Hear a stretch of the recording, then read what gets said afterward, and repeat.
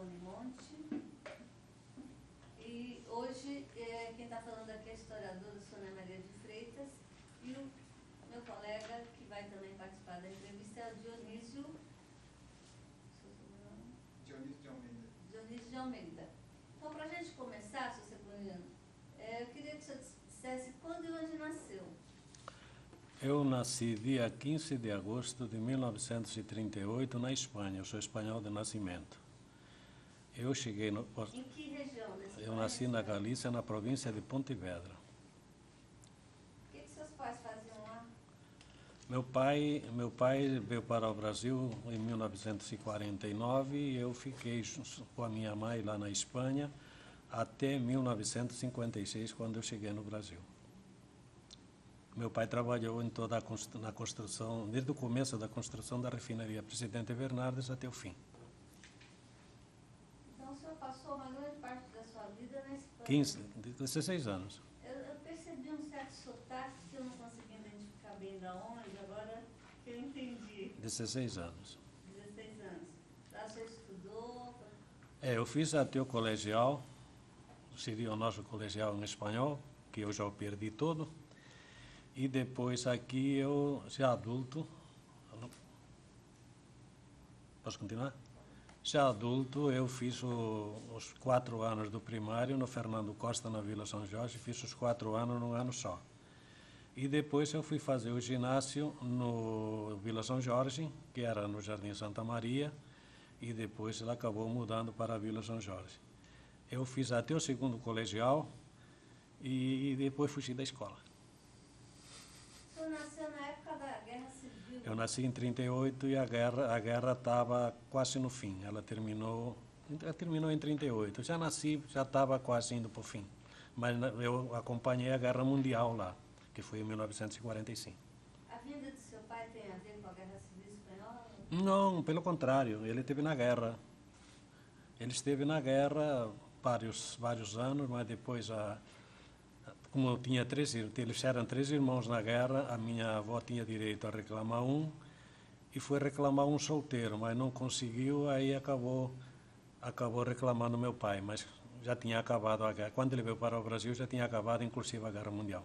E de que lado ele lutou? Não, ele lutou como um soldado, então não podia lutar contra, lutou a favor do Franco, no caso. A favor do Franco não, a favor que era o Franco, não era contra, não era legionário, era convocado pelo presidente, pelo Franco, Francisco Franco Bahamonde.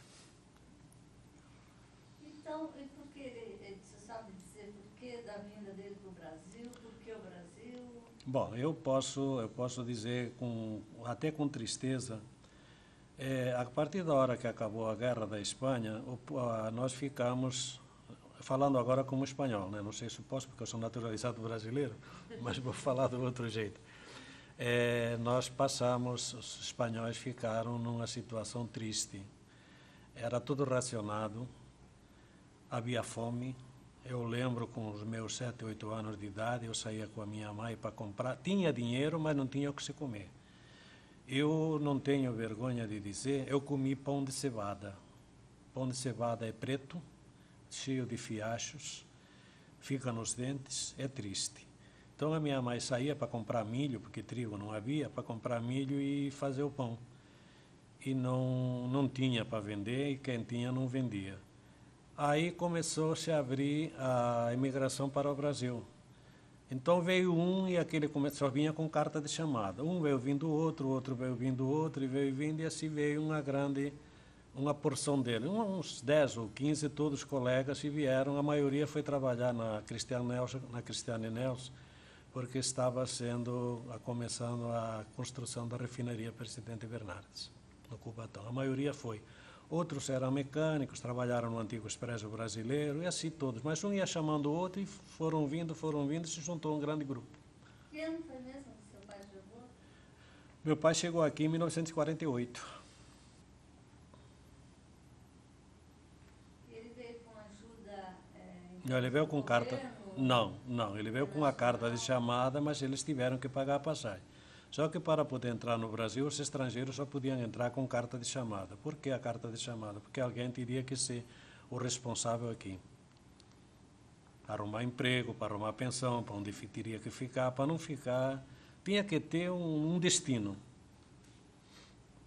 Bom, ele mantinha contato com vocês, de que maneira? Mandava dinheiro? Sim, o dinheiro, pois nós precisávamos do dinheiro. Então, de 2 em 2 meses, ele mandava alguns cruzeiros. E com esse... Não, com isso, teve que pagar a passagem dele e sustentar. Somos 2 irmãos, eu e uma irmã, a minha mãe.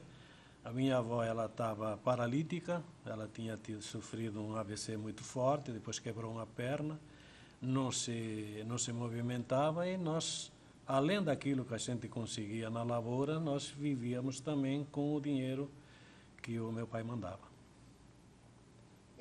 Ficaram bastante tempo separados, né? Ficamos. Depois eu vim em 56, mas eu também fiquei com ele só 1 ano, porque em 57 ele foi embora. Ele voltou para Espanha? Voltou e eu fiquei aqui sozinho com 18 anos. Sem pai, sem mãe, sem tio, só eu, Deus e o Brasil. Conta um pouco da sua viagem em 56. A minha viagem foi triste, porque, lógico, eu com 16 anos saí pelo mundo. Lá se falava que no Brasil se passava fome, quando na realidade a fome era nós que passávamos lá. E eu vim de navio, passei 13 dias de navio e cheguei no Armazém 15 no dia 23 de fevereiro. Saí de lá no dia 13 de fevereiro e cheguei aqui no dia 23 de fevereiro de 1956. Quando cheguei no navio, meu pai morava na Xavier da Silveira. Como ele ainda trabalhava no Cubatão, porque já tinham terminado as obras da refinaria, já estava no finzinho das obras, então ele morava na Xavier da Silveira, que não era essa Xavier da Silveira hoje, né? Que tinha a polícia do seco, e tinha um cacetete de 50 centímetros de altura e 4 de largura, e andava de 2 em 2. Eu ainda morei 2 dias, primeiros 2 dias eu morei na Xavier da Silveira.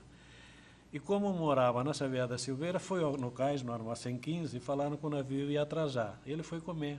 Foi almoçar. Quando eu cheguei no cais não tinha ninguém. Não tinha pai, não tinha mãe, não tinha ninguém. Aí não me deixaram sair, porque era menor. Mas chegou numa hora que alguém disse, é na Xavier da Silveira, logo ali você pode ir a pé. Eu falei, eu não vou sair daqui, tá louco? Aí ele chegou e eu não o reconheci. Aquele ano fez muito calor em Santos, no Cubatão principalmente. Ele estava tão moreno, tão moreno, tão moreno, que eu não o reconheci. Ele me reconheceu, eu não. Essa foi minha chegada. Vocês moravam no Cubatão, né? Não, ele morava já na Xavier da Silveira. Ele trabalhava no Cubatão, mas não tinha mais os acampamentos da Cristiane Nelson, mas como continuava, e naquele tempo a condução era muito difícil. Então, os ônibus do Cubatão saíam da Praça dos Andrades, e morando na cidade era mais fácil para ele pegar a condução para ir trabalhar. Bom, daí ele decide voltar para a Espanha, ele te deixa sozinho. Aí me deixou sozinho. Eu trabalhar, ele me arrumou um emprego, pensou que eu estava muito bem empregado. Eu trabalhei na Açucareira União 6 meses. Ao cabo de 6 meses teve um corte e me mandaram embora. Aí eu tive que procurar minha vida, até pintor de paredes eu fui, para poder sobreviver. Encontrou logo os patrícios aqui, porque havia muitos espanhóis. Não, eu tinha um tio aqui e tinha uma irmã de criação. Aliás, tenho ainda, os 2 estão vivos ainda. Mas os 2 eram solteiros, e 3 solteiros, cada um sua vida, não era fácil. Se algum deles fosse casado, já era mais fácil, mas todos éramos solteiros. Que Santos era terra de português e de espanhol, né? Sim. Aí depois vem... Bom, aí eu fui trabalhar, depois eu trabalhei com um patrão e ele não me... Passou 3 meses sem pagar a gente. E nós íamos todo dia na casa dele cobrar, todo fim de semana, e o cidadão não tinha ido à falência e não tinha dinheiro. E a senhora dele, ele já era um senhor de idade, inclusive ele era aposentado da Estrada de Ferro Sorocabana, e a senhora dele era uma senhora de idosa, mas uma senhora tão meiga, e todo mundo chegava e falava palavrões, maltratava, e eu segurava na turma e falava, não vamos maltratá-la porque ela não tem culpa. E sei lá, foi aquilo, foi outro, foi. E quando o marido chegava em casa, ela falava que todo mundo era mal criado, só tinha o mais novinho lá que era o que a defendia. Aí um dia ele chegou para mim e disse assim, eu não vou pagar vocês, mas eu quero te arrumar um emprego onde você tenha carteira assinada e você possa sobreviver na vida. Aí ele tinha um filho que tinha uma retífica em São Paulo, e nessa retífica, fazia retífica para a SMT, Serviço Municipal de Transportes Coletivos, que era o SMTC antigo. Aí ele disse, você quer trabalhar no bonde? E no bonde, voltando àquela sua pergunta, só trabalhava português e espanhol. Brasileiro não aguentava. Aí eu falei, bom, vamos ver, né? Aí ele falou lá com o doutor Antônio Lotufo, que era o diretor superintendente da SMTC, e eu queria ser motorneiro. Motorneiro é o que dirige o bonde, mas eu não tinha os 21 anos. Não podia ser, tinha que ter 21. Aí eu fui ser condutor de bonde. E para ser condutor de bonde, a gente passava 30 dias praticando, 30 dias de praticagem. E naquele tempo, a gente, se não me engano, no meu tempo eram uns 50. Brasileiros só passaram 2. O resto não aguentou o tranco, porque era difícil, né?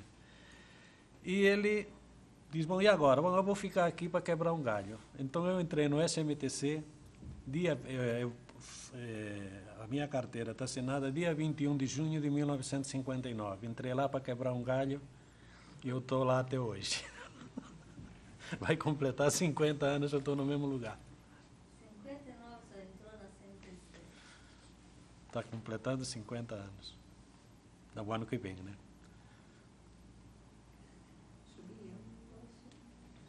E o senhor morava onde? Eu morei quando era solteiro, morei em várias pensões. Eu morei na Henrique Ablas, com esquina da Silva Jardim. Depois eu fui morar na Conselheiro Neves, esquina da Campos Sales.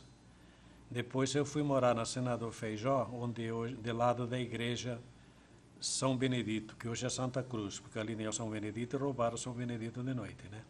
Então ficou Santa Cruz. Depois eu casei, e quando eu casei já fui morar na Vila São Jorge, que eu tinha comprado um chalézinho lá, eu e o meu cunhado, e já fui morar lá. Eu casei, graças a Deus, eu nunca paguei aluguel para ninguém. Sempre morei no que era meu. Depois eu não trazer nada da Espanha, mas já tinha juntado um dinheirinho para comprar um barraco. E a esposa também espanhola? A minha esposa ela é espanhola, ela veio para cá com 13 anos.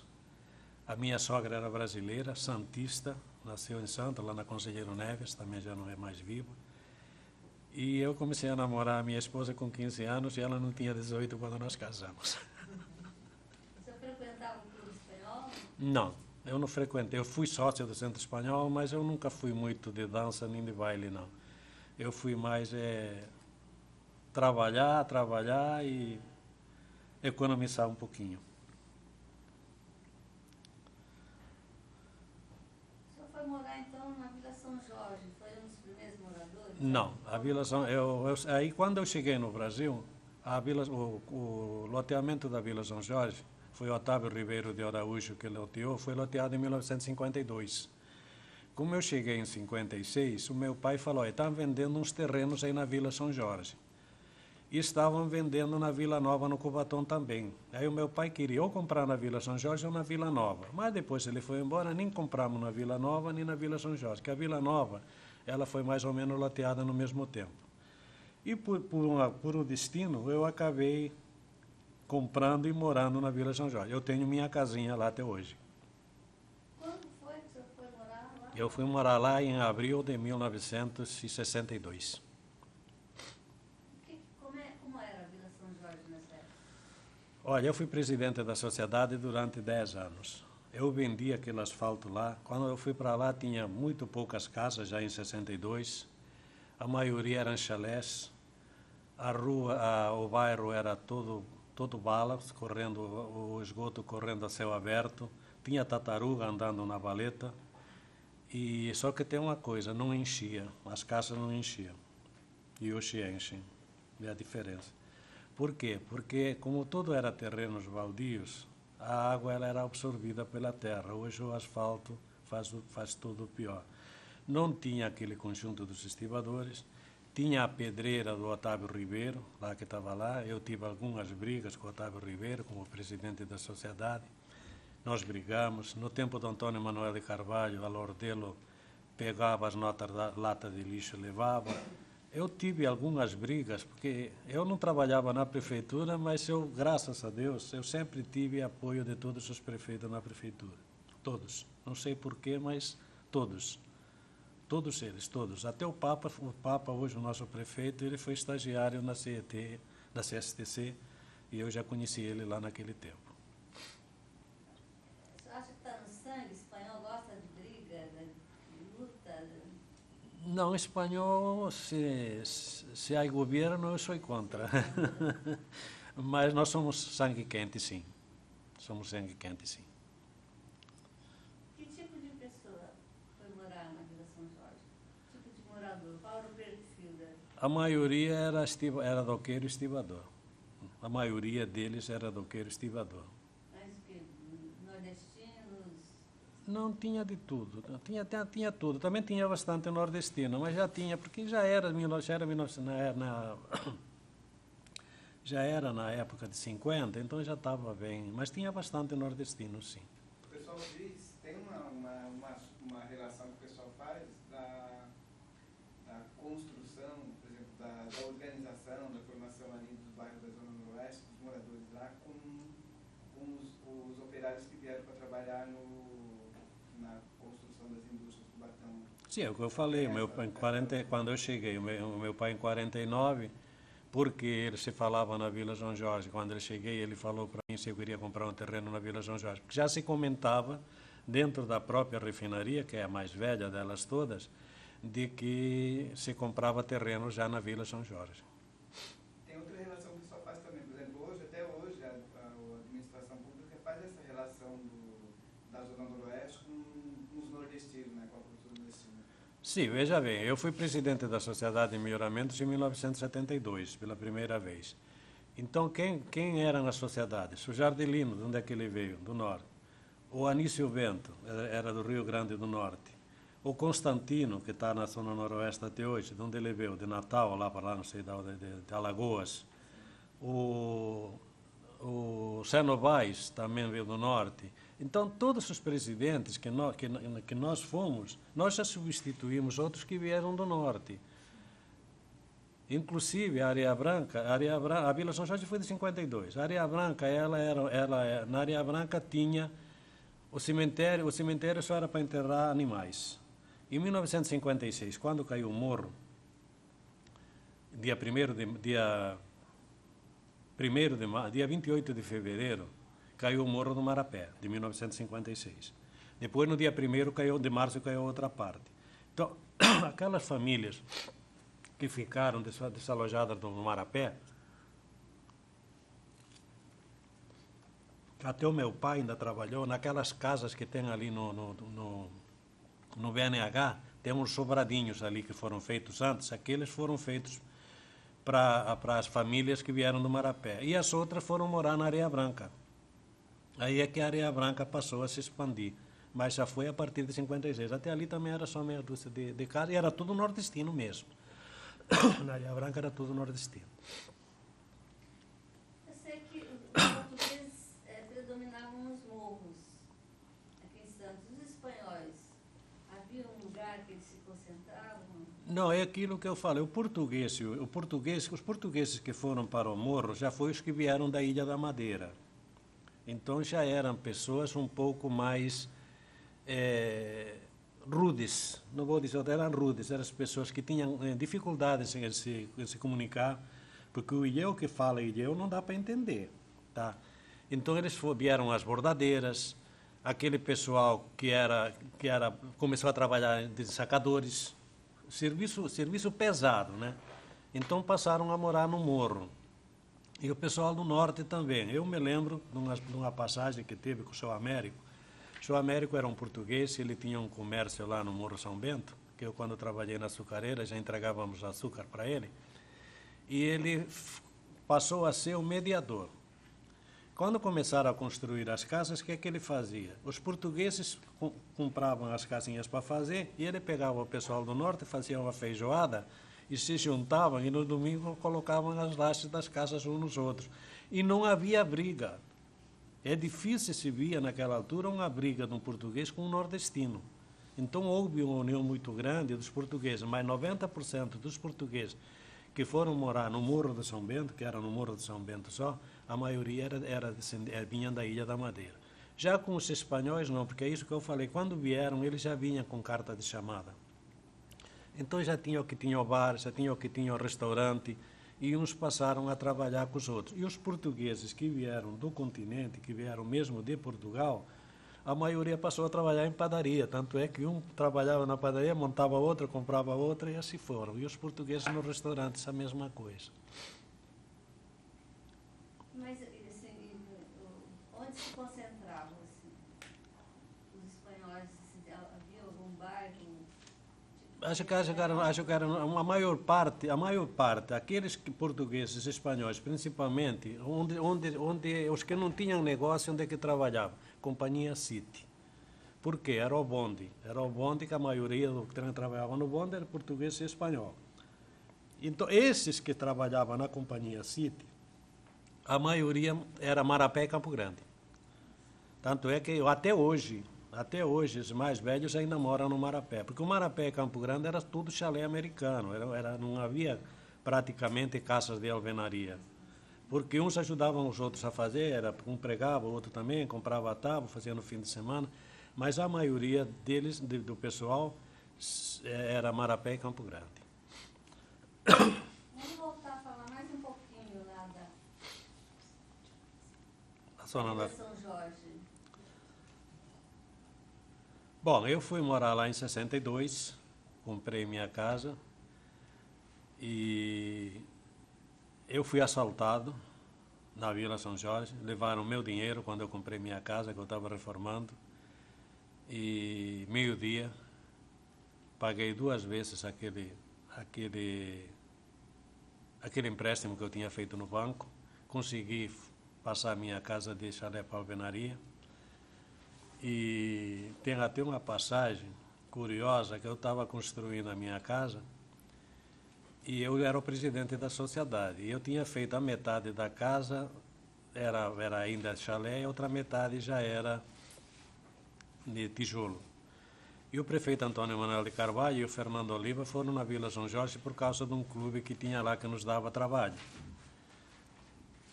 E a cadeira que deram para o prefeito quebrou e ele machucou o braço. Aí ele disse para mim assim, você tem planta da casa? Eu falei, é claro que eu tenho, prefeito, como é que eu não vou ter? Aí ele deu risada e falou, se não tem amanhã você vai ter que tirar porque eu machuquei meu braço. E eu fui muito bem aceito na Vila São Jorge, tanto pela vizinhança, tanto é que para eu ser o presidente da sociedade, a presidente da sociedade era uma senhora, a dona Alvina. Ela tinha um clube de futebol, ela cuidava dos meninos, ela comprava bola, lavava camisa, e a sociedade se acabou, depois ela reanimou. Eu tenho tudo isso documentado, não está comigo, está lá em Pedro de Toledo, mas eu posso trazer.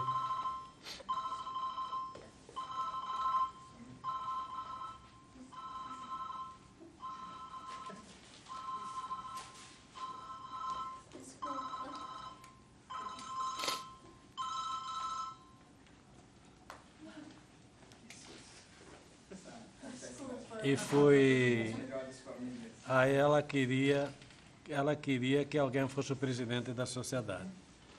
Aí foi feita uma reunião na prefeitura, no gabinete do prefeito, na época Antônio Manuel de Carvalho, e eu fui indicado para ser o presidente da sociedade. Eu voltando lá atrás, então fui morar na Vila São Jorge e eu fui fazer o primário no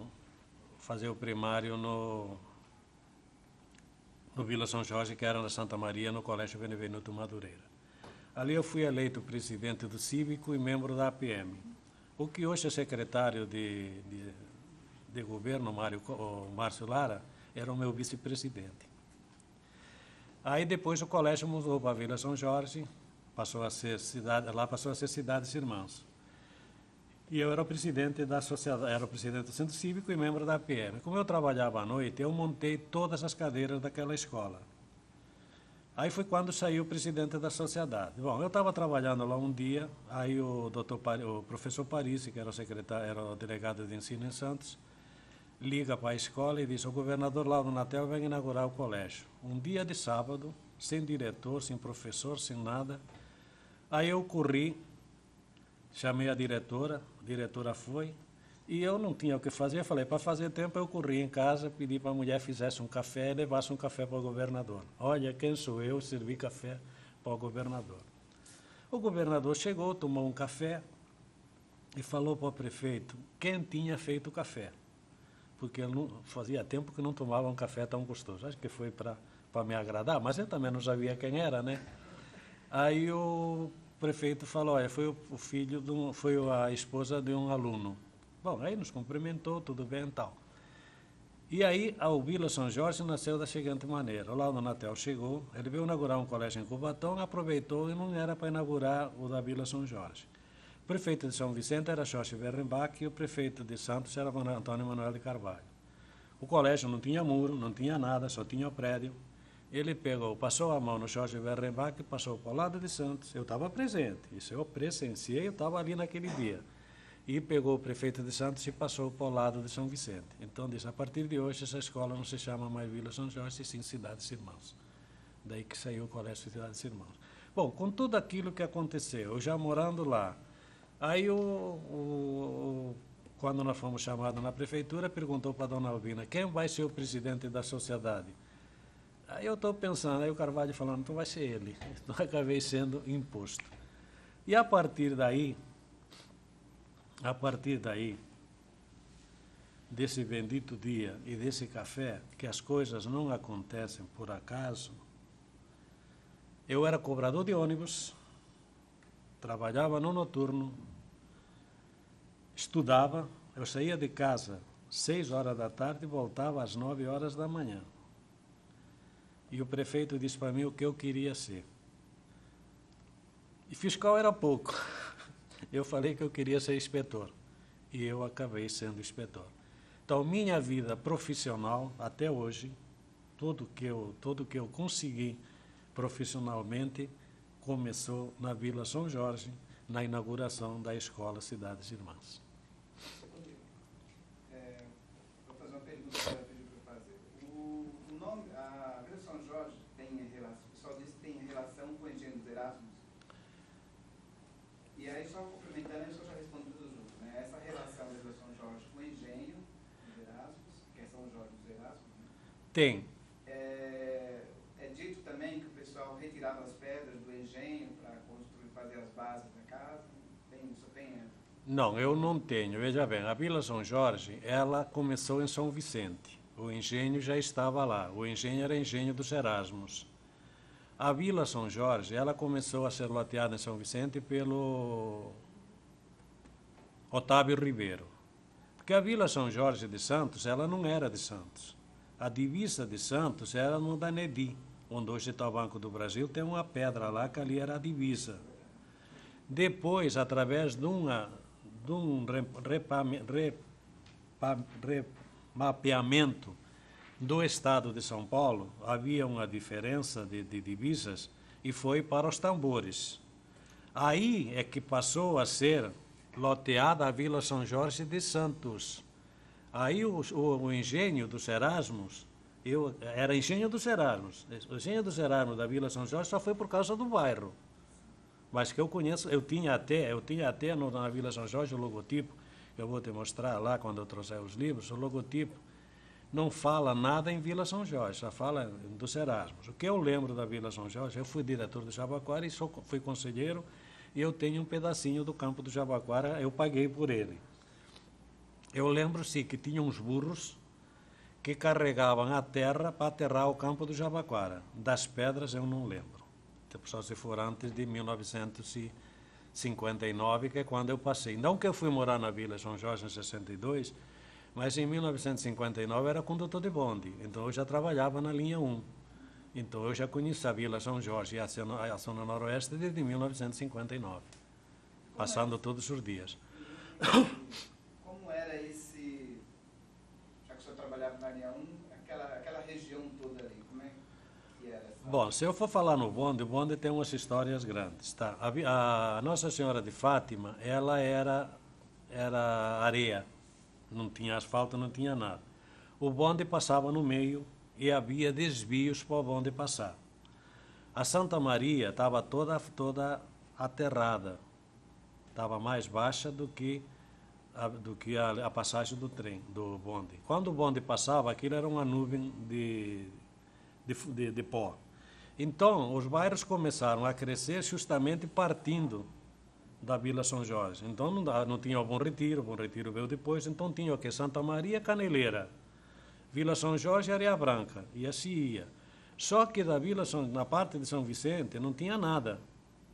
Depois também veio o quartel, veio aquele negócio e veio vindo. Então, o bonde ele saía da Praça dos Andradas e ia até a Praça do Correio São Vicente. Ele tinha desvios, não era uma linha só. Ele tinha linha dupla até o Sabuó. No Sabuó ele tinha que esperar o outro chegar. Tinha um desvio no Chico de Paula. Depois tinha um desvio na igrejinha da Nossa Senhora de Fátima. Depois tinha um desvio lá no onde está o Peralta. E tinha um desvio lá nos Tambores, onde ali tinha até que nem se fosse o trem, para um passar para lá e o outro passar para cá, porque o 21 ia na frente. Então, na Vila São Jorge, voltando àquilo, eu não lembro de tirar as pedras, não lembro mesmo. Os terrenos onde estão os prédios dos estivadores era tudo lama. E, inclusive, nós fizemos um campeonato de futebol lá com o Vila São Jorge, que era ligado à sociedade, no tempo que já era o prefeito Antônio Maria de Carvalho. Eu perdi para o Fernando Oliva, tinha um festival, colocaram 50 caminhões de areia, na sexta-feira e no sábado. Quando chegou no domingo, não tinha um grão de areia, a lama tinha sugado tudo. A Tabatinga absorveu e tiveram que sugar na lama. Isso aqui era perto da escola. Não tinha conjunto, não tinha aquela escola Gracinda, não tinha nada disso. Aliás, a Gracinda, ela foi minha professora de matemática, que dá o nome ao colégio hoje. Maria Gracinda. Havia transporte Só o bonde. na Vila São Jorge que ia até lá? Não, só na Nossa Senhora de Fátima. Só tinha 2 tipos de transporte. Tinha o ônibus que se chamava Papa Filas, que era do Expresso Brasileiro. Era um cavalinho de carreta, desse cavalinho que usa hoje, que usam a chamanta, né? E o ônibus era montado numa carroceria que era engatada no cavalinho. Então, por causa disso que era Papa Filas. Papa Filas porque levava um monte de gente. E era do Expresso Brasileiro, era do Manuel Diegues, que também era um espanhol, que ele empregava muitos espanhóis, que a garagem deles era na Osvaldo Cruz, perto do Supercentro. Então só tinha esses 2 tipos de condução, bonde ou Expresso Brasileiro. Na Vila São Jorge não entrava nada, nem na Areia Branca, nem no Bom Retiro, nem no Rádio Clube, nem nada. Só quem descesse na Nossa Senhora de Fátima tinha que ir a pé. Não tinha nada lá para dentro. Isso veio tudo depois.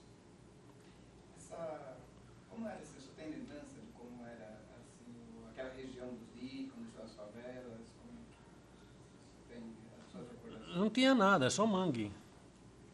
Que eu me lembro, não tinha nada, porque inclusive você vê, o Dário Coutinho veio depois, o Rádio Clube veio depois, que no Rádio Clube só tinha a antena do Rádio Clube, só, não tinha mais nada, que era da Rádio Clube, aquele terreno. Depois é que começaram a sair aquelas casas, mas que eu me lembro, eu estou te dizendo, eu também não ia para aqueles lados lá. Alguém que mora lá mais tempo do que eu deve saber mais daquela parte. A parte, como era condutor de bonde, a minha parte mais está ligada na Santa Maria. Inclusive, quando foi inaugurada, a primeira pista da Nossa Senhora de Fátima foi o prefeito Silvio Fernandes Lopes. A inauguração foi onde hoje está a regional da Zona Noroeste. Quando fizeram a Nossa Senhora de Fátima, a Santa Maria ficou lá no fundo. Vocês sabem que tem casa na Santa Maria que foi alteada a 1,5 m. Aquilo ficou tudo no charco, tudo no mangue, né? Tanto é que o Jardim Santa Maria, a maior parte, paga taxa de laudêmio, e a Vila São Jorge também, justamente porque era mangue. E o Silvio Fernandes Lopes diz para os moradores: vocês sabem que inaugurando a segunda pista, vocês vão ficar aterrados? E o pessoal vai fazer o quê? Então não foi feita a Nossa Senhora de Fátima prejudicando alguém, como alguém disse. Foi dito para eles de que aquilo seria aterrado. E tiveram que levantar, a maioria das casas tiveram que ser levantadas. A mesma coisa na Caneleira, ficou tudo lá no fundo. Gostaria que o senhor falasse um pouco mais sobre essa questão da infraestrutura da vila. O saneamento, iluminação. Bom, o saneamento foi feito no Antônio Manuel de Carvalho. Nós fizemos aquilo pelo plano comunitário. Nós pagamos o asfalto e depois disso veio o saneamento.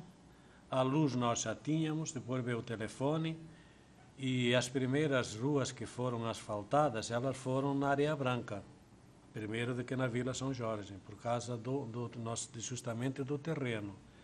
E nós, na Vila São Jorge, nós também ficamos aterrados. A minha casa já levantei ela 2 metros.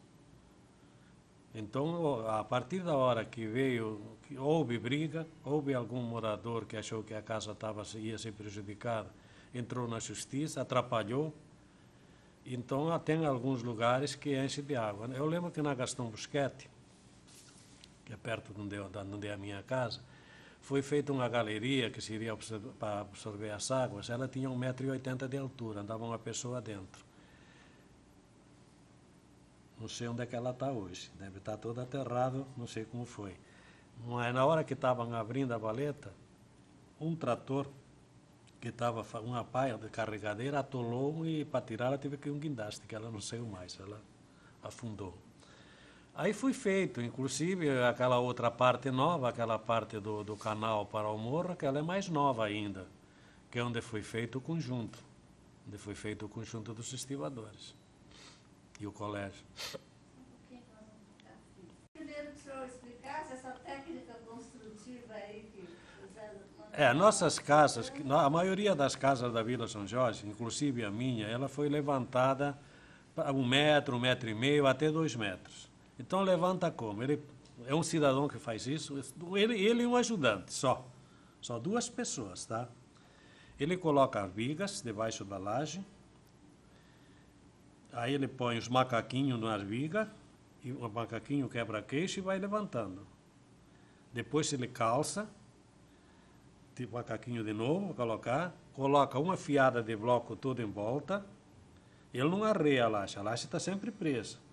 Porque se a laje arrear, ela vai arrear em cima do bloco, não vai dar pufa para estourar.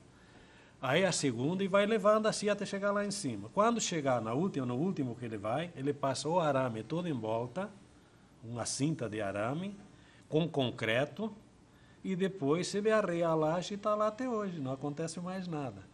E a técnica é tão perfeita que a minha casa tem 2 tipos de laje. Tem uma laje pré-moldada e tem uma laje fixa. A laje de concreto é uma barbaridade que o cara fez lá. Acho que tem uns 20 centímetros de grossura. E levantou. E a pré-moldada não acontece nada. Ela fica perfeita, não estoura nada.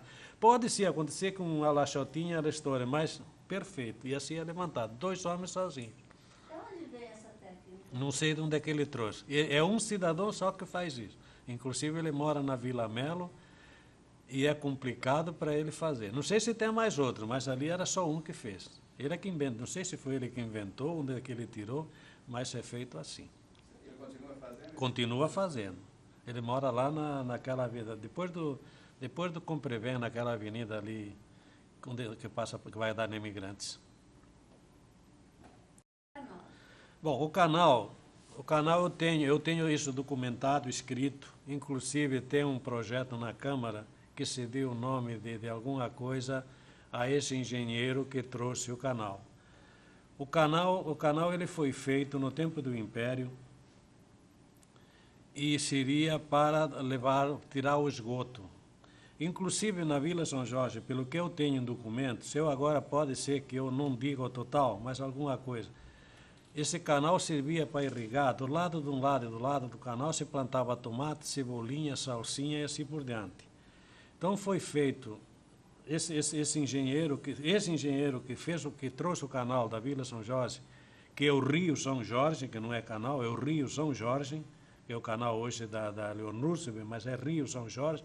É por causa desse rio que do canal para o morro e do canal 2 ruas para cá se paga laudêmio, por causa do Rio São Jorge. Aquelas casas todas da Eduardo Alves e do outro lado, todos eles pagam laudêmio.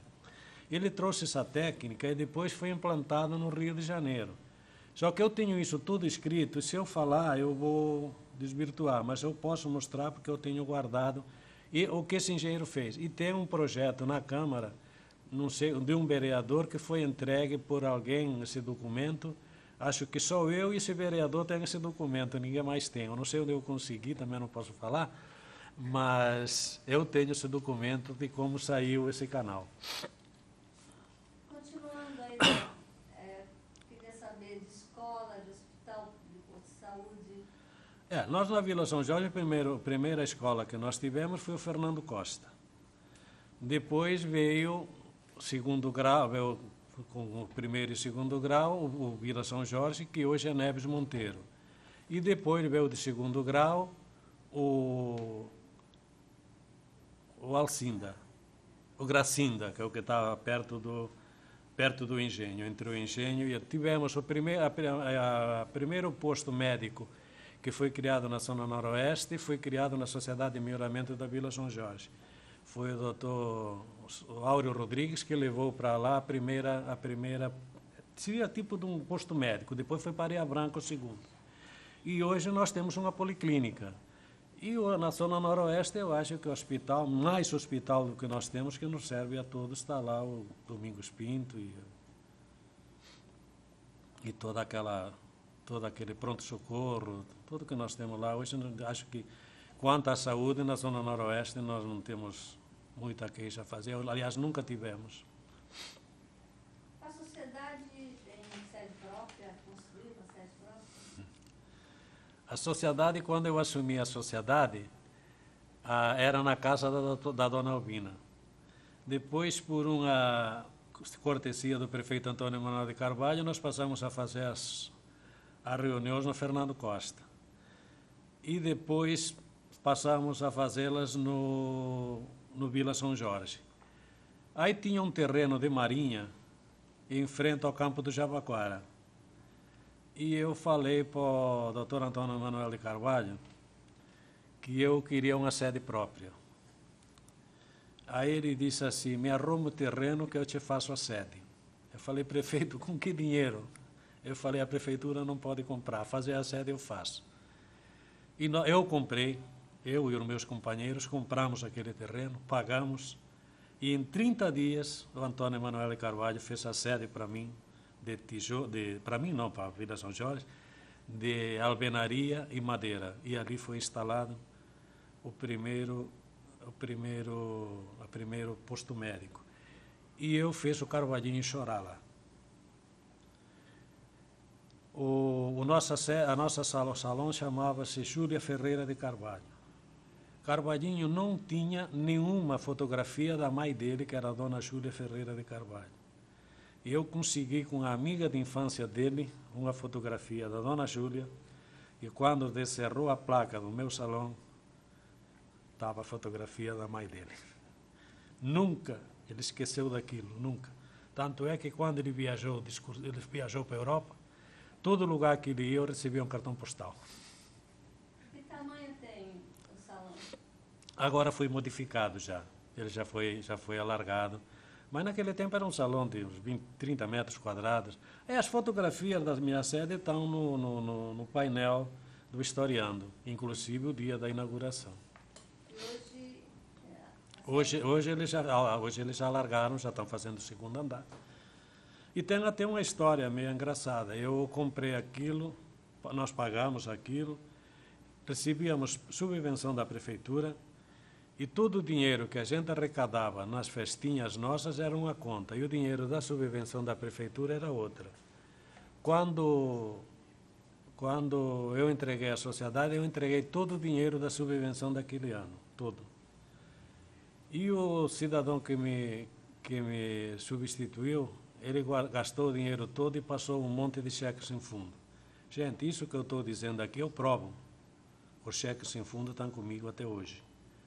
Por uma coincidência, o meu filho foi trabalhar no Banco Real e o dia que teve a queima dos cheques, a gerente falou para ele: escuta, teu pai não foi o presidente dessa sociedade? Foi. E esses cheques sem fundo estão comigo. O mundo dá tantas voltas, cai no lugar certo. A sociedade vive de contribuição dos moradores? Não, eu quando fui o presidente e nós construímos aquilo, nós tínhamos o recibo do associado, tínhamos a subvenção da prefeitura e a gente fazia alguns eventos, um churrasquinho, festa junina, fazia uma choradeira, alguém dava 2 tijolinhos, outro dava uma coisa, outro dava outra, e assim nós fomos sustentando. Porque construída ela já estava. Não era um palacete, mas era muito legal. Como que foi se formando a Zona Noroeste? Porque o termo Zona Noroeste é recente, né? Os bairros foram se formando gradativamente. Fala um pouquinho dessa... Não, a Zona Noroeste é o seguinte, primeiro nós começamos a fazer, as sociedades de melhoramentos, passamos a fazer reuniões mensais, cada mês numa sociedade. O Antônio Manuel de Carvalho, ele fazia reuniões toda semana com as sociedades. Toda semana. Eu tenho nos meus livros, e ele mandava convocação por telegrama. E cada sociedade levava seus pedidos. E nós fizemos aquela união. Depois, ele achou que deveria fazer a Zona Noroeste, e foi quando foi criada aquela lei da Zona Noroeste, que foi através de um projeto de lei. Aí é que passou, aí já passamos a nos unir mais. Mas ela saiu mesmo, o embrião da sociedade de melhoramento foi a nós das sociedades que fizemos naquele tempo. Tudo bem, isso aí é importante também. Mas assim, eu queria que você falasse de como foi se formando os bairros, né? Aos pouquinhos, até, por exemplo, hoje são 19 bairros da Zona Noroeste, né? Sim, eles foram crescendo, mas você vê, se você pegar o Ilhéu Baixo e o Ilhéu Alto, foi agora. Sim. Se você pegar lá na Vila Pelé, a Vila Fátima, aquilo tudo foi saindo, ela foi se expandindo. Então, aquilo que eu disse no começo. Santa Maria começou aonde? Na Nossa Senhora de Fátima. Da Santa Maria saiu o Bom Retiro. Do Bom Retiro foi saindo outro. A Areia Branca, foi feita a Areia Branca. Depois saiu o... Como é que chama o hospital? Aquele conjunto através dos conjuntos não, ali atrás, onde está o hospital? Não, o Dário Coutinho foi através do conjunto Dário Coutinho. O que nós chamamos que é o Costa e Silva, o Costa e Silva foi através das casas do BNH que isso foi feito. No Rádio Clube também foram feitas aquelas casas do BNH, que foi feito já quando caiu o Moro, que ficam perto do canal. Aí, como é o primeiro bairro ali, meu Deus, onde está o hospital, também tem umas casas populares. Então, através das casas populares, que os conjuntos que foram feitos, aí foi saindo o bairro.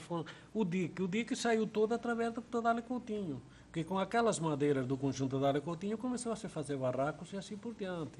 Então, ele começou a se expandir todo lá profundo, mas sempre a partir da Nossa Senhora de Fátima. A Vila São Jorge, a parte da Vila São Jorge, da Nova, ela é recente, não é, tem uma parte velha e do canal para lá não tinha nada, porque era um terreno de marinha.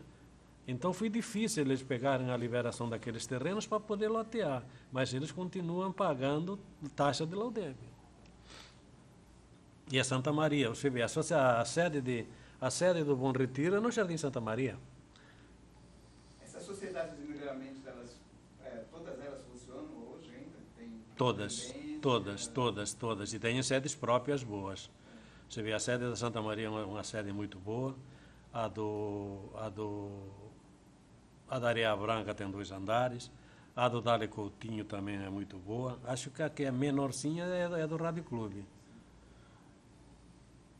Aquela outra que está depois da Areia Branca, também tem aquela sede ali na Avenida Sorocabana. Ai, meu Deus, como é aquilo ali? Deu branco. Fala um pouco mais da parte de convívio, de lazer lá da Zona Noroeste. Esse é um dos motivos que me dá saudade. Eu morei na Vila São Jorge desde 1962 até dia 1º de maio de 1996. A gente chegava em casa de noite, no verão, juntava as cadeirinhas dos vizinhos e contava as histórias da Espanha, de Portugal, do Nordeste, juntava português, espanhol, piada e assim por diante. Hoje, eu moro em apartamento. Somos 63 vizinhos. Eu fui o primeiro a morar no prédio. Primeiro. Somos 63 hoje.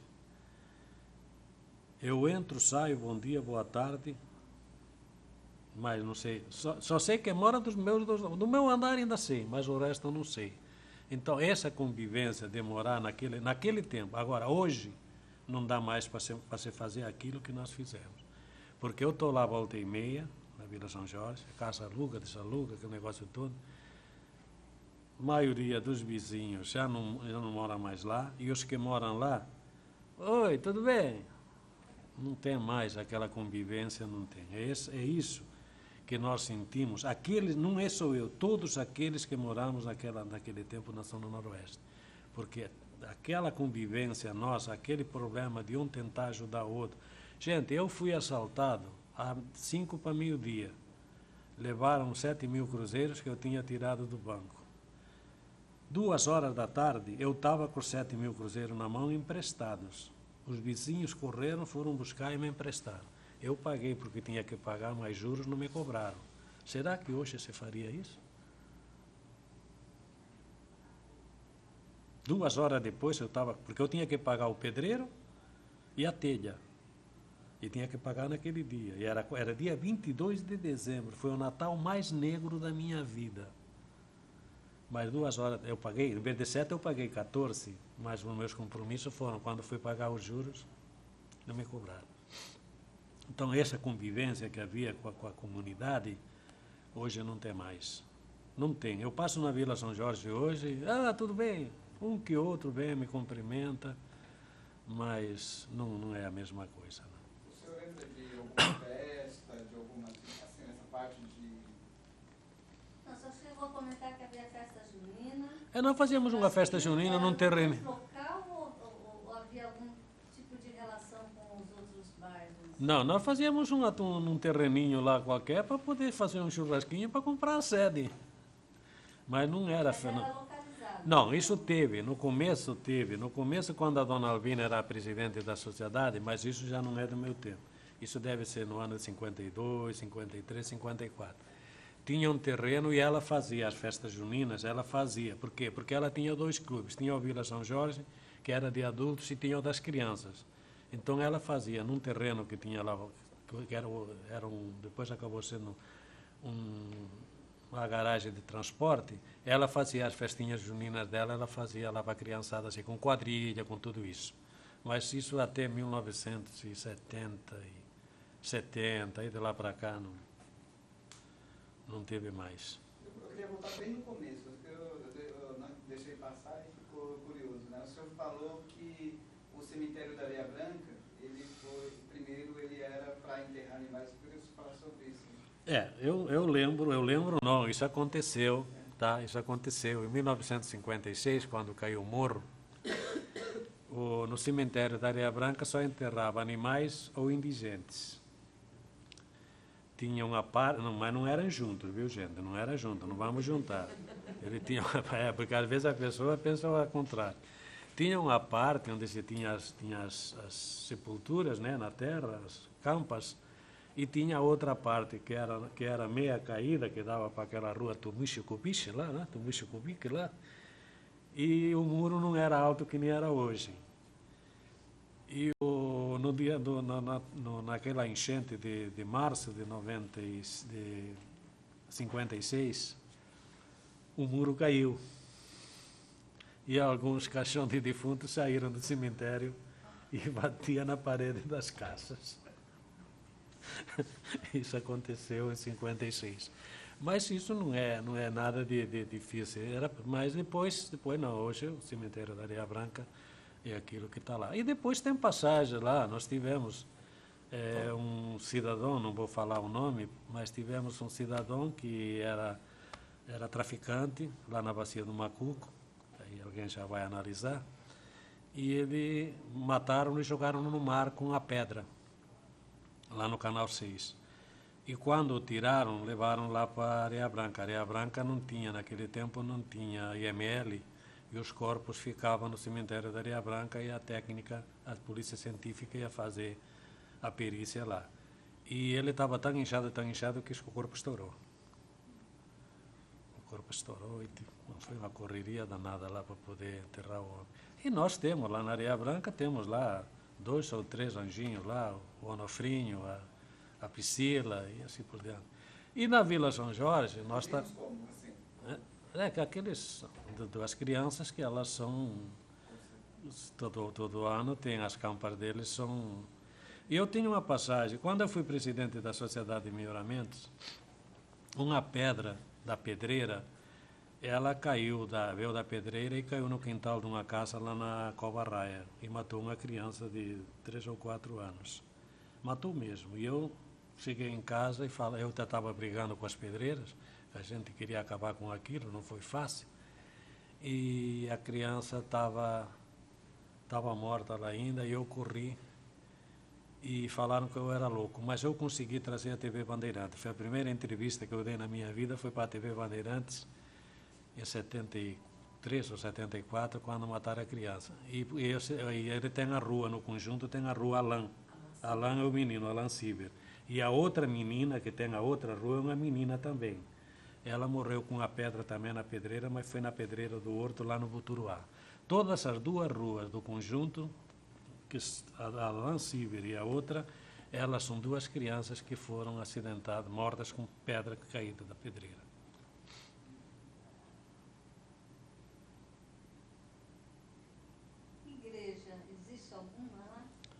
Igreja, nós tínhamos a Santa Maria Margarida, né?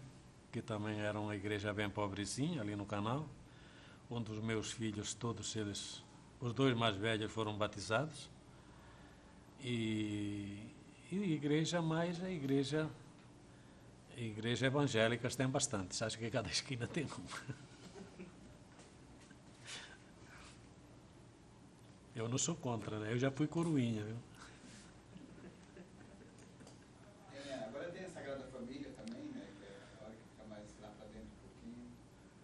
Aquela não tinha. Aquela do Rádio Clube, eu lembro dela como um barracão também, né? Que era anexada à Santa Maria Margarida. O padre da Santa Maria Margarida é que ia dizer a missa lá, era um barracão de madeira. Hoje é aquilo que está lá. E a igreja era pequenininha e ela tinha ali na entrada do lado esquerdo, ficava a santa. Não tinha quase nada, já tinha a pia batismal, a criança, um altarcinho, sabe? Mas era bem pequenininha, mas era gostosa. Era a única que tinha, não tinha mais nada.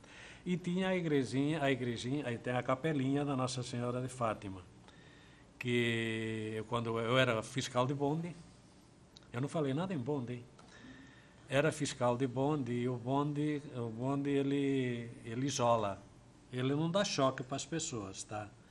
Mas se ele parar em cima da areia, ele isola, ele não sai. Mas quem pegar nele leva choque. E ele estava parado, ali tinha um desvio. Ele estava parado e eu fui pegar, era fiscal, eu fui pegar, eu caí sentado em cima daquele muro, não sei como. Eu fiquei sentado em cima do muro. Porque o bonde tinha esse problema, ele não dava choque, não dá choque, até hoje está aí, não dá choque, mas se ele isolar, quem for pegar no ferro leva um tranquinho. E eu sofri um acidente de bonde dia 31 de janeiro de 1962, ainda não estava morando na Vila São Jorge. Eu era condutor de bonde, eu vinha no bonde 1, ali na Saboó, onde tem aquela cascata, que tem o nome da jornalista da Tribuna. Ela era uma pista só, não tinha o retiro para dentro da Santo Jundiaí. E eu estava cobrando no bonde, no estribo, um caminhão me pegou e me jogou no chão. eu levei 60 pontos aqui na perna direita. Eu passei 3 meses no hospital e me pegaram como morto. Passou o bonde todo e passou o reboque. O carro de praça que vinha atrás me levou para o hospital. E o cobrador do bonde, ele fez um torniquete na minha perna, e era bêbado, só andava bêbado, era um alcoólatra. O doutor que era médico do Santos, era o Ítalo Constantino, né? O doutor Ítalo, quando me operou, disse que nenhum profissional faria um torniquete tão bem feito. E eu fui para a sala Torres Homem.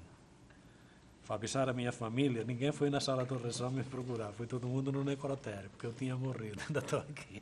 Acho que era o Reino Perigo.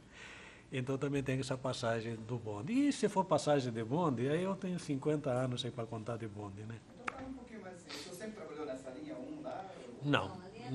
Não, a linha 1, ela foi a primeira linha a terminar. A primeira linha de bonde que acabou foi a linha 1. A linha 1, ela saía da Praça dos Andradas, ela ia até a Praça do Correio em São Vicente.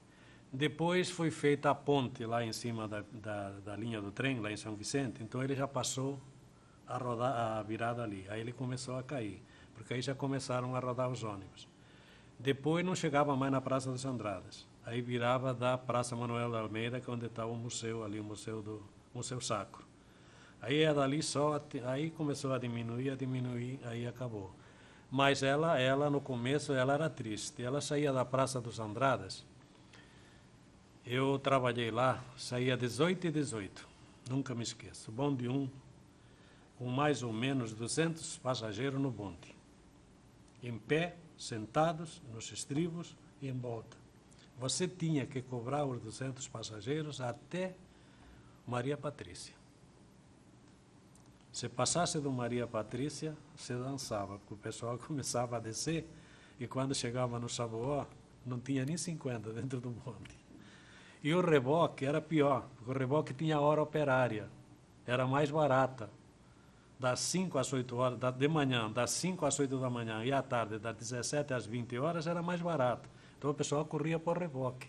Hora operária porque foi... Era mais barato, chamava-se hora operária porque era a hora dos operários, a passagem era mais barata. No bonde era um preço e no reboque era outro. Então tinha um segredo para você cobrar. Você não podia começar a cobrar no primeiro banco. Todas as linhas tinham um segredo. Eu trabalhei 10 anos de condutor, depois fui fiscal e assim por diante. Então, se você começasse no meio, de acordo com a lotação, você começava. Por quê? Porque aí você já tinha dado a volta toda, e quando chegava no primeiro ponto, que era no Maria Patrícia, você já estava ali. O cara que descia sem pagar, você já pegava. Aqui muitos fugiam sem pagar, não tinha jeito. Não tinha jeito. Fugindo da linha 1, tem uma passagem no bonde, na linha 4. Teve um ano que teve jogos estudantis, lá no Regatas e no Saldanha. E eram todos os colégios. E o bonde na Ponta da Praia, ele ficava parado no Canal 6 e o outro ficava parado do Aquário para lá. Tinha um sinaleiro lá e um sinaleiro aqui. Se o sinal batesse verde, um na Vila Zonal, vou voltar na linha 1, também parava. E tinha que esperar o outro voltar. E a molecada puxava o negócio e foi uma briga danada aquele dia. Bom, aí chegou o Padre Paulo sem batina, que era difícil naquela altura para andar sem batina, mas ele era professor, né? Andava sem batina. E o Padre Paulo quis acalmar. O componente de uma viatura, naquele tempo as viaturas eram todas combis, não tinha outro tipo, só tinha um distrito só, o primeiro distrito, que era na São Francisco. Prenderam o Padre Paulo. Sem saber que era o Padre Paulo. E ele foi. Quando chegou no distrito, esse padre depois contou para a gente, disse o PM assim para o delegado: doutor, esse cidadão é o culpado de tudo que aconteceu lá. Aí o delegado disse assim, sem cumprimentar o padre, disse: o que é que eu faço com ele? O senhor que sabe. Professor, o senhor vai ver. Isso é meu professor, isso é o Padre Paulo. O PM arreou a cabeça e foi embora. E na linha 1 também tinha isso. Então você saía da Praça dos Andradas e tinha um desvio. Tinha um desvio ali no no Maria Patrícia, e tinha um desvio no Saboó. Então tinha que esperar um e outro vir. Depois saía do Saboó, parava no Chico de Paula. Depois tinha outro na igreja, na capela de Nossa Senhora, e tinha outro o pior de todos que dava briga era o que tinha nós chamava-se Ponte Preta. A Chubino de Melo tinha uma ponte de madeira lá com os trilhos, e a gente conhecia como Ponte Preta. Tinha o da Ponte Preta e tinha o da igreja. Às vezes o motorneiro afobado entrava e chegava no meio do caminho e tinha que recuar para trás. Aí um de ré e o outro atrás. 2 bondes e 2 reboques, aquele inferno. E aquela farra dentro do bonde. E outra coisa que tinha na linha 1, que eu falei isso lá para o diretor do SESI, ele achou graça. Tinha um matadouro. E os bois vinham para o matadouro andando. Então tinha um mangueirão, onde hoje é o Extra de São Vicente, tinha um mangueirão fechado. Os bois vinham no trem, pela Sorocabana, desciam de São Paulo lá e vinham do litoral também, e saíam da estação e iam para o mangueirão. E depois os pinhões traziam os bois na manada para o matadouro. E às vezes um se desgarrava, se perdia. Nós tínhamos um motorneiro, um espanhol, que um dia caiu na besteira de tirar o paletó e torear o boi. O apelido dele ficou Toureiro. Ele já morreu, mas a marca deve ter até hoje. Tive uma outra vez, um boi fugiu e veio até a Praça dos Andrades, entrou no túnel. Já viu aquele pessoal que estava andando naquela passarela. E outra coisa, nós tínhamos um motorneiro, chamavam ele de mata-burros, ele matou 3 burros. Porque é aquilo que você falou antes, não tinha casas, então os burros passavam de um lado para o outro. Ele saía da Vila Matias às 4h30 da manhã, no escuro, com neblina, o burro ali no Chico de Paula, principalmente no Chico de Paula. O burro atravessava e ele matava o burro. Porque os burros no Chico de Paula, voltando um pouco atrás, no tempo dos bondes puxados a burro, a cocheira dos burros era no campo ali onde está o IML hoje, onde está o Campo dos Santos. Ali é que ficavam as cocheiras dos burros, eles ficavam ali. Então, aí os burros, acabou o bonde, acabou tudo, acabou puxado a bonde, mas o pessoal ficou com os burros ali. E o mata-burros matou uns 2 ou 3 burros. O senhor se lembra da vez que descarrilhou o bonde bem no Boqueirão? Bom, descarrilhar o bonde, isso era normal. Ai, eu achei que era... Não, aqui no campo da Portuguesa era normal. Porque o bonde é o seguinte, ele quando passa de uma linha para outra, ele tem um tipo de uma chavinha, então se aquilo tiver gasto, a roda sai. Mas aqui no campo da Portuguesa era normal. Inclusive aqui na Vila Mata, ali, logo aqui que dá a volta aqui no Colégio Cesário Bastos, que saíam os bondes, eu não sei quem conheceu o Aires, eu conheci o Aires, né? Eu conheço o Aires. O Aires perdeu uma perna aqui. O Aires tem uma perna mecânica, ele era condutor de bonde, o bonde descarrilhou, passou por cima do reboque e decepou a perna dele. Aqui mesmo, aqui. E tem outro que morreu no Cais, tem outro que morreu lá na Alexandre Martins. E eu não morri porque não chegou a hora, mas eu também levei a minha. Você condensou alguma vez chegou a voltar à terra natal? Eu já fui 5 vezes. A última vez foi em 2003. E eu estou numa sinuca muito grande.